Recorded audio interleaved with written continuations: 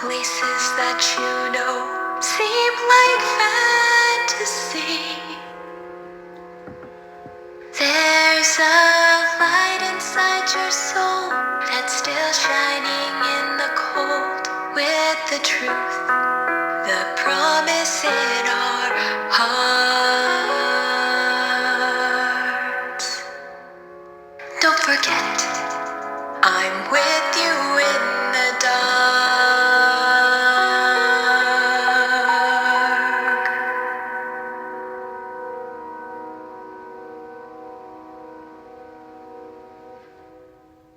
One summer day, Thomas and Percy met near the station with the vicar's children. "Who do you got there?" said Percy.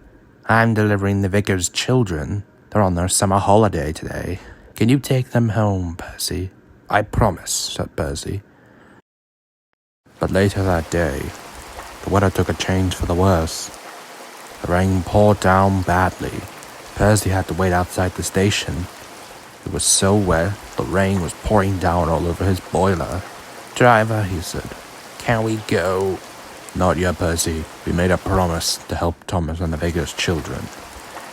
Percy subsided and went to the station to get Annie and Clara. As Percy puffed down his line, the weather became worse. The rain became harder and harder.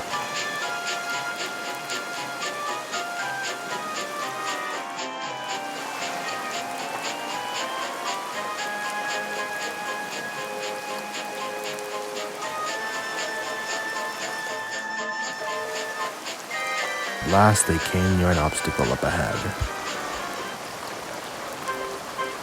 Percy tried to move through the flooded track, but he was immediately hurt when the water flashed through his firebox.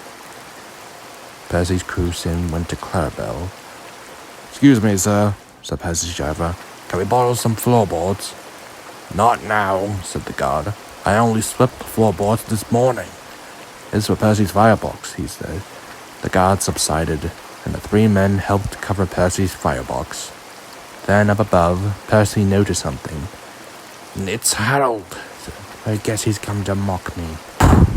"Ow," said Percy. "Now he's throwing trash at me."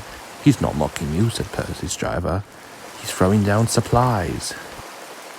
After drinking some hot cocoa, the crew went to work and finished covering Percy's firebox. Percy braved through the flooded water.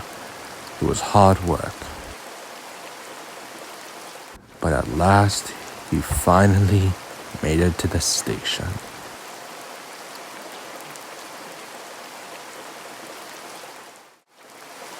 "Well done, Percy," said the vicar.